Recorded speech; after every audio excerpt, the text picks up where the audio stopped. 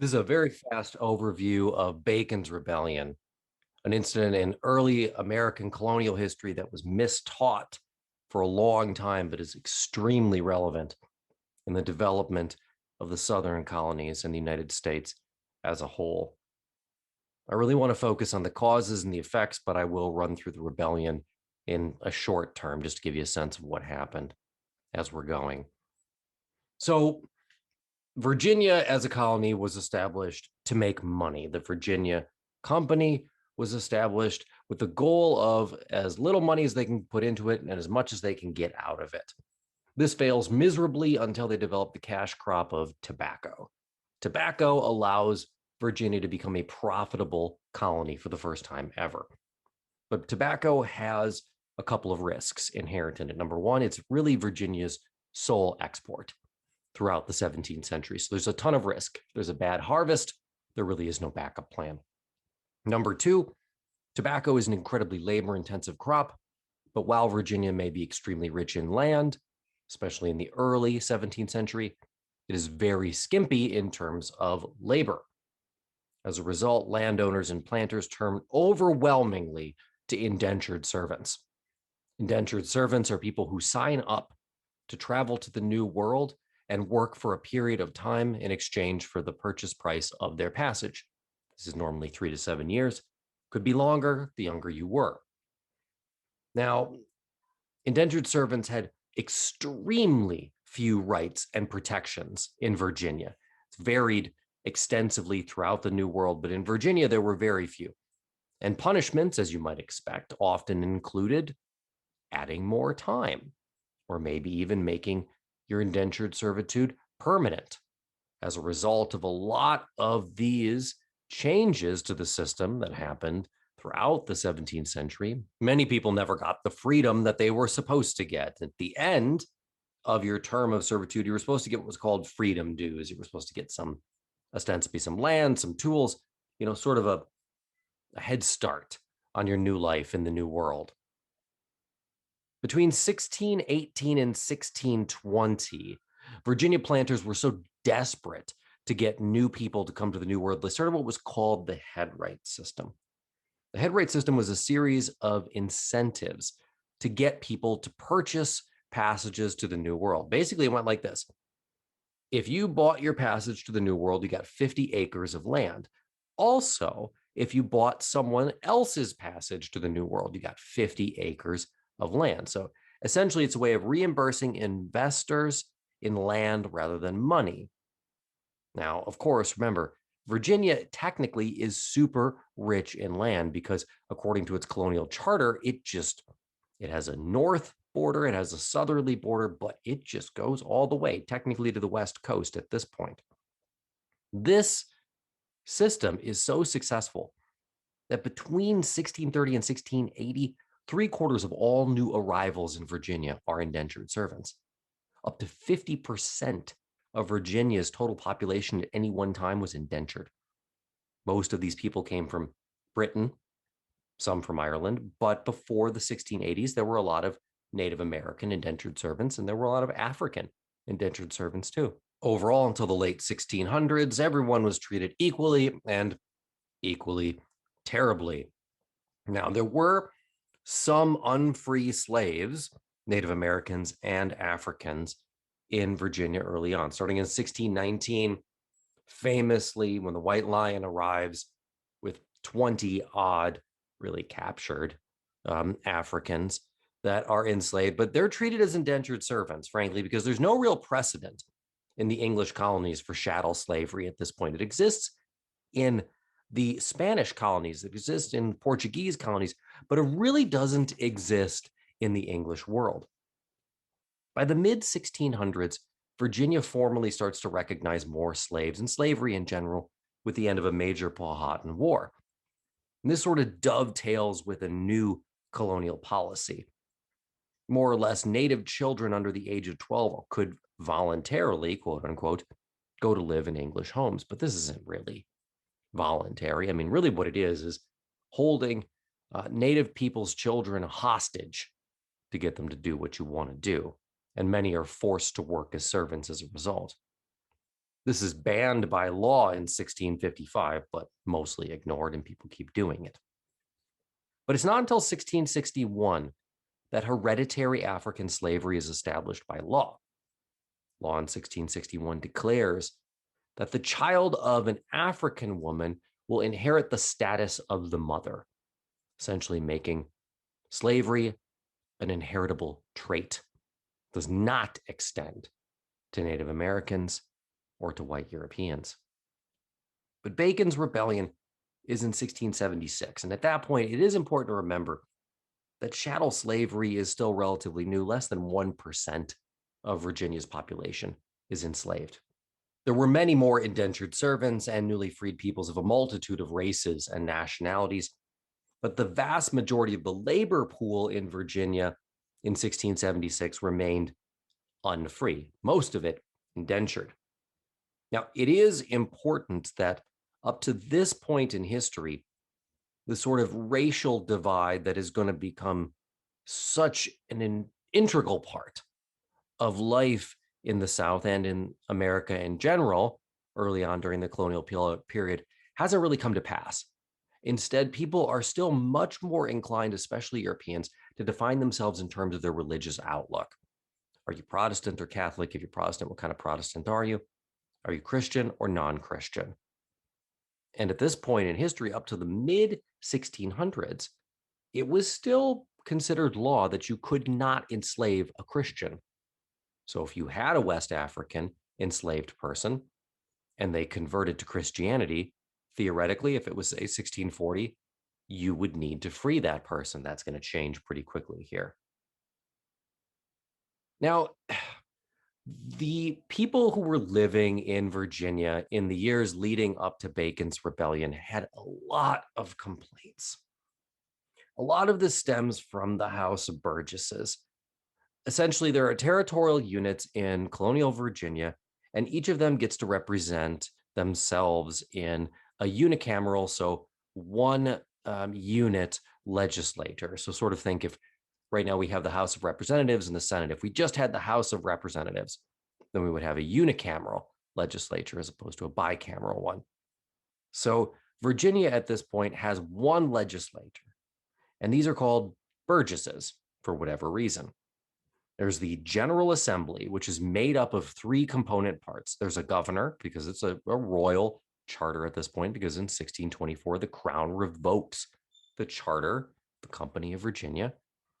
There's the Governor's Council, and there's the House of Burgesses, and these guys all work together. Now, once the crown does revoke that charter, a couple of important things happen. The royal governor who's appointed decides to split the House of Burgesses off. So instead of it being governor, governor's council, and House of Burgesses, the House of Burgesses becomes sort of its own legislature. This is important because the House of Burgesses tended to be made up of really wealthy people. And they were kind of balanced by the needs of the governor and the governor's council. But as soon as they're on their own, these wealthy people tend to only look to their own interest. And as a result, less affluent people feel like they've been cut out. Also important in the mid to late 17th century is tobacco takes a nosedive. And with it goes the economy of the colony of Virginia. In the late 1620s, tobacco prices start to drop. The Anglo-Dutch War in 1652 puts one dagger right through the heart of the system because the colonists had been exporting a lot of the tobacco to the north, to the areas around New York, which were in Dutch hands. The other problem was in 1660, Great Britain passes what are called the Navigation Acts. So the Navigation Acts require tobacco and all colonial exports to move through British ports. What that means is colonists can no longer sell their tobacco on the open market. They have to sell it through British middlemen, which means they can't make nearly as much money. There's also the consequences of the headright system. Sure, they brought all these new people, and all these new people got all these new pieces of land, but the land that the company gave them was terrible. It tended to be inland. It wasn't in the Tidewater region. It wasn't as productive. And so the people who moved inland were frustrated with the poor land quality. And then, of course, in 1676, the year of Bacon's rebellion, the colony moves to restrict suffrage to those who own taxable land, effectively just cutting out most of the population from a say. You would guess that that was probably the spark in this case. And, that is how it was taught in years past, but it wasn't. The reality was the rebellion itself was sparked by conflicts with different Native American tribes.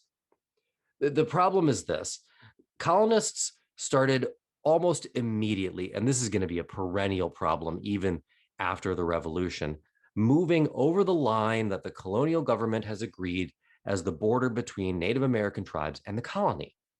Colonists just keep expanding and they keep moving past the line, which causes conflict with the different Native American tribes.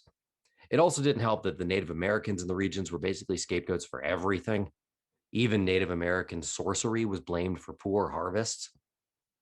So, amazingly enough, the rebellion itself can be chalked up to a dispute between a Virginia landowner and a local tribe, which quickly spirals out of control when a Virginia militia crosses over into Maryland and attacks the wrong tribe.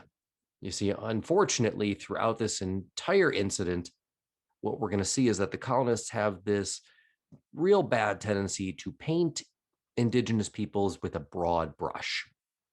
If you look Native American, then you must all belong to the same tribe. Of course, this is a multitude of different people. They belong to a number of different tribes that are not allied and don't oftentimes speak even the same language.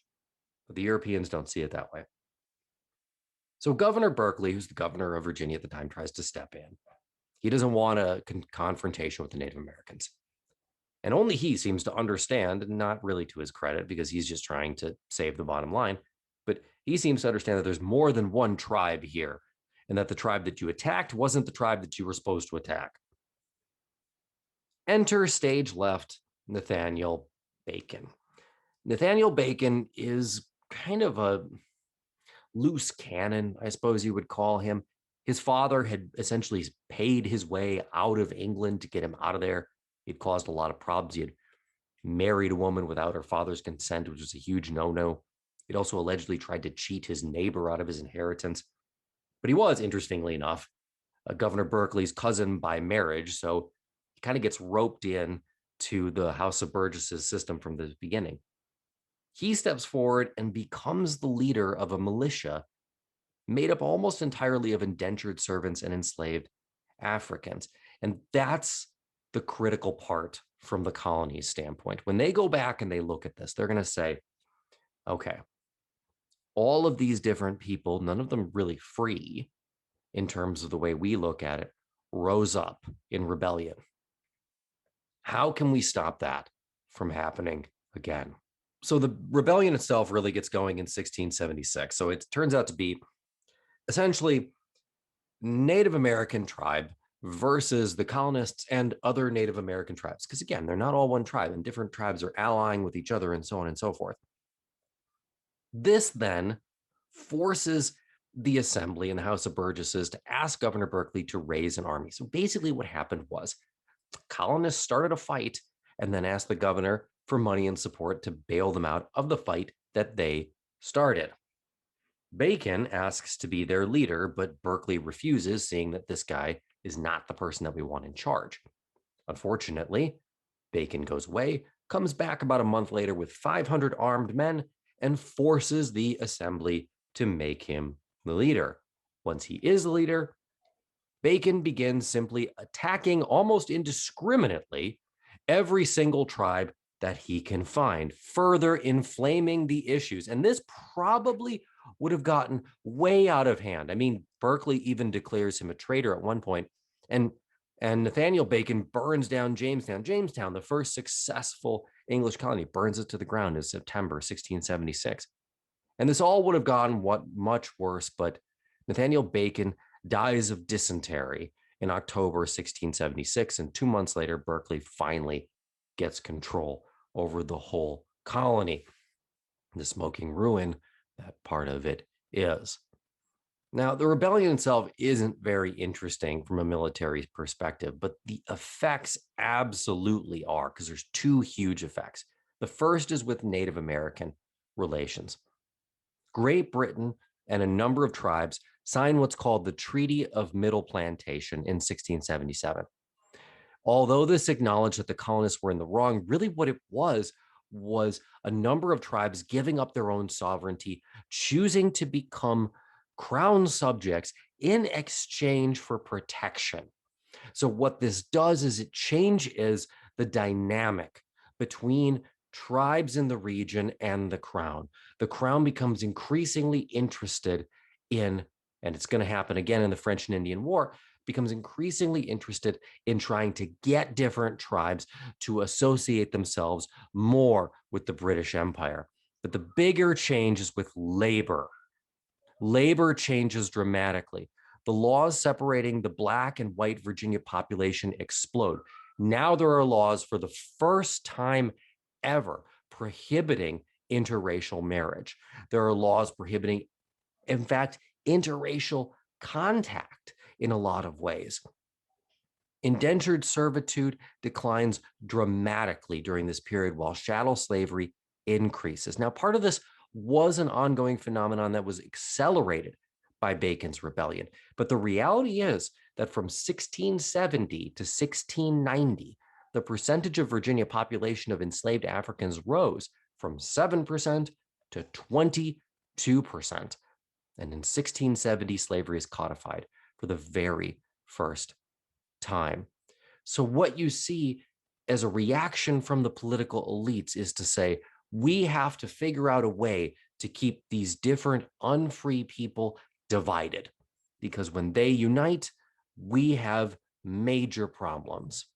And the other aspect of it is to turn and say, okay, chattel slavery is a much better way of controlling the labor market. Indentured servitude is too risky. And what we can start to do is codify a racially based caste system. It was already underway, but it's almost like Bacon's rebellion just dumps a bunch of gasoline on an already smoldering fire. There's also a shift away from Native American slavery. In 1683, the Assembly passes a law banning Native American slavery once and for all. Now, interestingly enough, up through the Revolutionary War, Bacon's rebellion was taught as sort of a dress rehearsal for the Revolutionary War, which it absolutely wasn't. Even Thomas Jefferson, though, thought that Nathaniel Bacon was going to be some great national hero down the road. And it's yet one more thing that Tommy got wrong.